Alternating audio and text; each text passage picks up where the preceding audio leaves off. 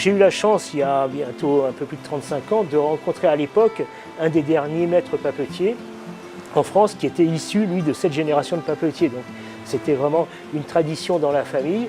Et ce monsieur, ce papetier, Albert Lacombe, il m'a transmis son savoir-faire petit à petit. Donc après, j'ai trouvé un moulin, j'ai fabriqué du papier. Lui, il m'a accompagné dans mes premiers pas, ne serait-ce que pour l'installation du moulin, parce que ça ne s'installe pas n'importe comment, il fallait quand même un minimum de savoir-faire. Donc il m'a suivi dans cette installation, il m'a suivi également un petit peu après, et puis petit à petit, donc aussi j'ai appris par moi-même et par des livres aussi, puisqu'il y a encore des ouvrages anciens, notamment avec l'encyclopédie qui relate différentes phases de la fabrication du papier.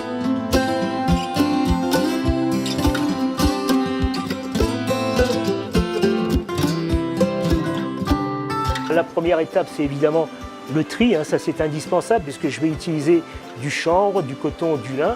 Donc chacune de ces matières apporte un quelque chose au papier. Le coton donne de la souplesse au papier, le chanvre comme le lin, eux, vont donner de la résistance.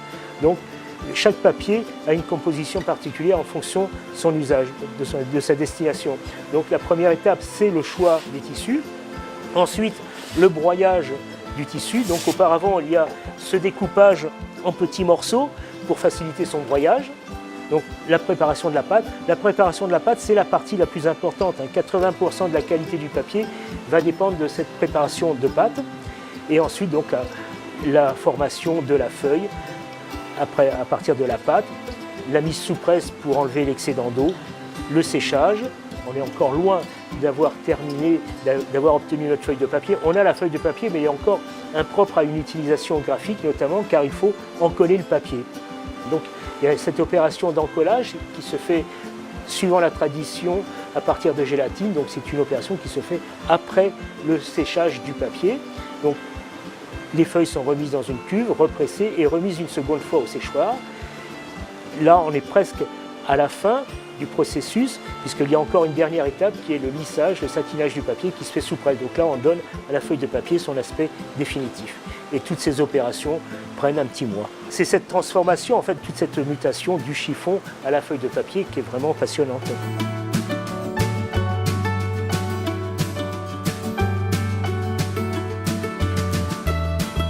La qualité de ce papier est plus destinée aux arts graphiques, donc des papiers pour artistes, peintres, graveurs, aquarellistes, enlumineurs aussi, calligraphes. Mais tout un chacun peut utiliser du beau papier. Donc notre papier peut convenir à tout usage, puisqu'on va avoir aussi différentes sortes de papiers, des papiers pour les arts graphiques, des papiers à inclusion qui vont être plus utilisés dans le domaine de la décoration, et des papiers beaucoup plus fins, eux, destinés là à la calligraphie, à l'écriture. Donc tout le monde peut utiliser notre papier.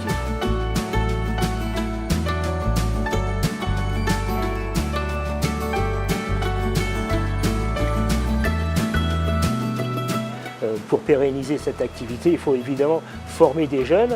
Donc c'est le but de ma venue ici à Sainte-Suzanne, c'est de pouvoir former un jeune pour lui transmettre ce savoir-faire et qu'il puisse continuer à fabriquer du papier, à utiliser aussi les machines que j'ai, puisque ce sont des machines souvent anciennes, c'est des pièces de collection, ce sont des machines qui ont un historique important et qui ne doivent pas disparaître. Le papier ne disparaîtra jamais. Quoi qu'on en ait dit, le papier a toujours existé et il existera toujours.